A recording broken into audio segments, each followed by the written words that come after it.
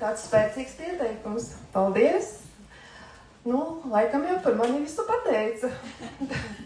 Plus vēl nāk klāt velobraucieni, treniņu pagrabā, garie pārgājieni, kāpšanā Zakopānē, virsotnēs ar ķēdēm.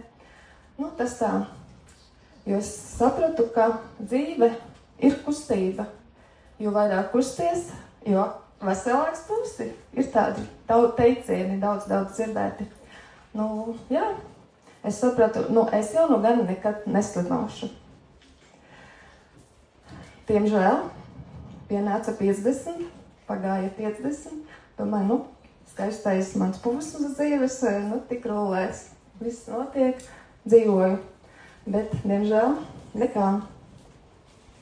Pamazām sākās vienas sāpītes, otras sāpītes, vēl un vēl.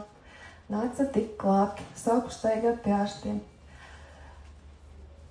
Nosaukšu visas sāpītes jau pie reizes. Sāpēja ļoti galva, tieši no rītiem, kā piebāzta, kā spainis.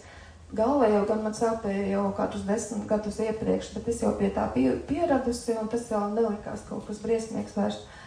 Protams, nāca klāt patstāvīga sīcoņa galvā, trauksme, bezmiegs. Tad plecs sāka sāpēt, un tā pleca sāpe aizgāja tālu zem lāpstiņas, tāda elkoša, neforša sāpe. Tad arī no elkoņa līdz plaukstai liela sāpe, kad nevarēja pat spēcīgas, nebija spēku pirkstiem vairs statvert. Tad arī mugura gan arī jau man sen sāp, bet tas jau arī vairs nebija tik traki. Un tad tas trakākais bija gūža. Sāka pēc tā gūža, es pat jau pamazām ārsti jau neko.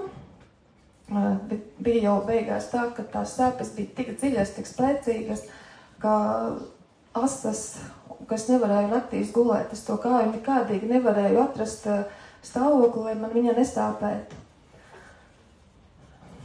Nu tā, un tad man vēl pienāca klāt ceļgalu sāpes, un abiem diviem uzreizes. Iedomājos par tiem ceļgaliem, tas laikam no tās laimas slimības, jo es biju izlasījusi, ka, ceļgali īpaši tur bija uzsvērti, jo 8 gadus atpakaļ es izslimoju arī laimas slimību.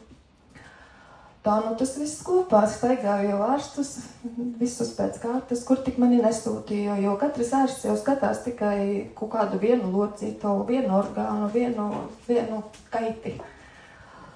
Un tā, es jāsteiga, es tev pat nesaukšu visus, bet vienīgi uzzināju jaunu ārstu, ko es nezināju, ir neirologs. Tādu ārstu es nezināju, uzzināju pirmo reizi. Protams, katrs izraksta kauciju precāpju zāles dažādas, kuras es tur visu dienu staigāju. Tāda kā noreibusi no kaut kādām, citas man palīdzēja, bet palīdzēja tikai tās 10 dienas, pēc tam viss atkal atgriezās.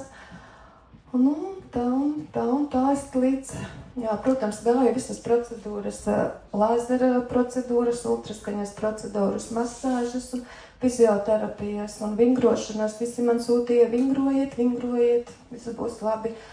Un ārsti man vēl teica, ieskatīties pasē. Un kāds arī teica, dzīvojiet taču mierīgi. Prasīja, ko jūs dariet, un es stāstīju, tad dzīvojiet mierīgāk. Un tad arī vajadzēja man tai virsotnē Zakopānē uzkārt, es iešpricēju ceļgalos hilaronu šprici, atbraucu no Zakopānes, man atkal sākās sāpes ceļgalos, tās bija tikai 3 nedēļas, ko man tās šprices palīdzēja. Tad arī uztaisīju plecā blokādi, tas gan jau bija pats pirmais solītis, un tas man palīdzēja uzreiz, man plecs vairs nesāpēja.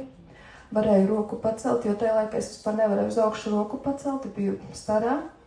Uzreiz es arī mammu atvedu, mammai ar tev vajag, tev rokas tā, vajag. Tā es dzīvoju, un tad man, protams, ar tām visām zālēm un viss mēģināju sadzīvot. Bet tad sapratu, ka, pēc tās Zakopēnes, man tie ceļus vajag. Gāju vēlreiz pie ārsta, saka, neko jātaisa operācija. Bāc, operācija. Man Man taču gūža sāp vēl trakāk nekā tie ceļgali, jo ceļgali man sāpēja tikai uz pietupieniem seklējiem un ejot lejā pa kāpnēm ļoti sāpēja. Bet gūža man sāpēja vairāk, domāju, labi, es izoperēšu ceļgalus, ko pārēju. Un arī mēnesis, nevarēju mēnesi apstāties mierā no visām savām aktivitātēm. Bet tomēr, jā, pieņēmu ļoti sāpīgu lēmumu aiziet no savas pagraba treniņu vietas, kur bija mani cilvēki, mana enerģija.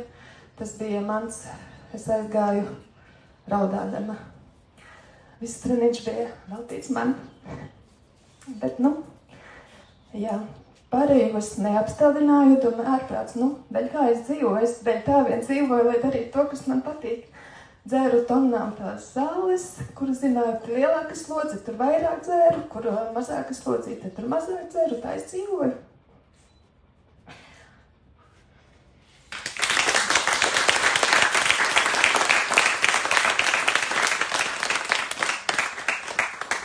Paldies.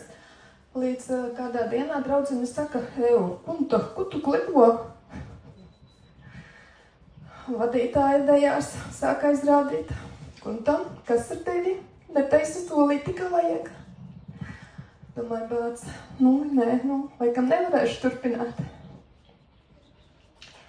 Es dzirdēju par tādu dziednieku, Jurijs Andruškēvics. Devos pie viņa visiem palīdzot. Tikai ne man. Arī viņš pateica, nevaram palīdzēt. Bet viņš pateica frāzi, tev pilns zarnu trakts un gremošana nav normāla, ka vajag attīrīties. Es lielas acis, ko attīrīt? Man nesāp ne vēders, ne kaut kādas problēmas ar zarnām, man tiešām tas nekad nesāp. Bet, jā, es braucu mājās un neko nedarīju, protams. Bet tāpat laikā kaut kāds filtrs jau laikam bija uzlikts. Te vienā dienā nejauši laikam, vai jauši ieraugu Kārli. Viņš laikā pa batūtu stāsta par saviem ceļgaliem priecīgi. Es domāju, haidī. Kā tā?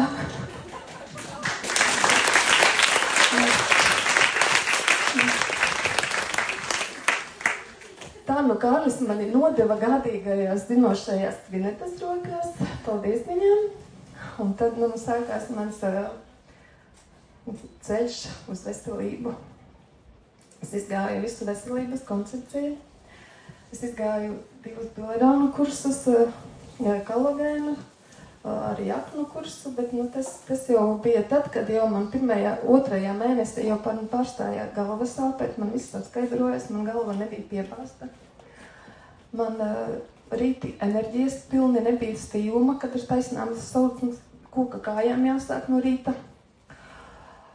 Jā, un arī 2. mēnesī jau man pamazām sāka pazust ceļgalu sāpes. Liels šoks bija, bet jā, tās man pazuda. Un bija vienkārši starā. Arī gūžas sāpes samazinājās. Un nesapratu, kā tas tādu pāris 3-4 mēnešu laikā, kā tas var strādāt, kā lai par šo klusē, par šo ir jārunā, jākliec, par šo ir jākliec, tas ir jāuzzina visiem, tas ir jāuzzina visai pasaulē. Es sāku dalīties sociālo tīklos, sāku stāstīt visiem savējiem. Jā, uzreiz mani kāds arī sadzirdēja, noticēja man. Biju priecīga, ka esmu jau kādam palīdzējusi, bet, diemžēl, cilvēki ir dažādi. Ir arī tādi bija, kas programmu uzsāka, viņam ļoti lielas problēmas, bet iziet pirmo solīti, saka, nē, nestrādā, tu melo, visi jūs tur melojat te četiņā, nestrādā, jo programmu viņš gāja pavirši. Es domāju, es viņam saku, padomā, kā tu gāji programmu, kāpēc tu mani neklausi, kāpēc tu man netici. Diemžēl sapratu, neko, katram ir savs laiks. Man ir rezultāts, un tas bija mans laiks. Manam vīram Šogad bija paredzēta muguras operācija.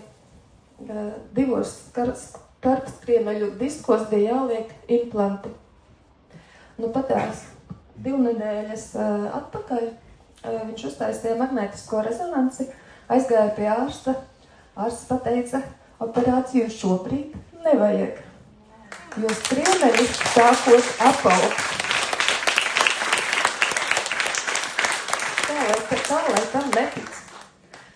Manai mammai 77 gadi, viņa iemācījās dzert ūdeni, izgāja pirmo veselības solīti, viņa izravējusi visu dārziņu jau 2 reizes, viņai ir enerģija, viņa var ravēt, viņai ceļgali nesāp tik daudz, kāja viņai sāp stipri mazāk.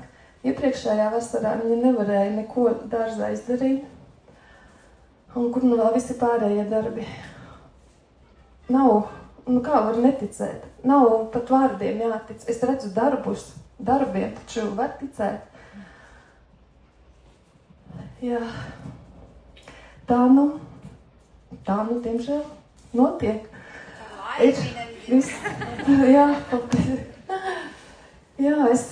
neesmu ne ārsts, es neesmu ne burve, es tikai mācos. Kaut gan par raganiņu jau mani nosauca. Vienkārši es esmu izgājis savu ceļu, un ja ar šo stāstu šodien es palīdzēšu kādam, kurš mani sadzirdēs, kurš ies arī šo ceļu, sadzirdēs arī nākamais, un citas atdzirdēs nākamais un nākamais un nākamais, jo mūsu ir daudz, mūsu stāstu ir daudz, mīļie, dalamies, runājam, jo veseli cilvēki ir laimīgi cilvēki. Paldies!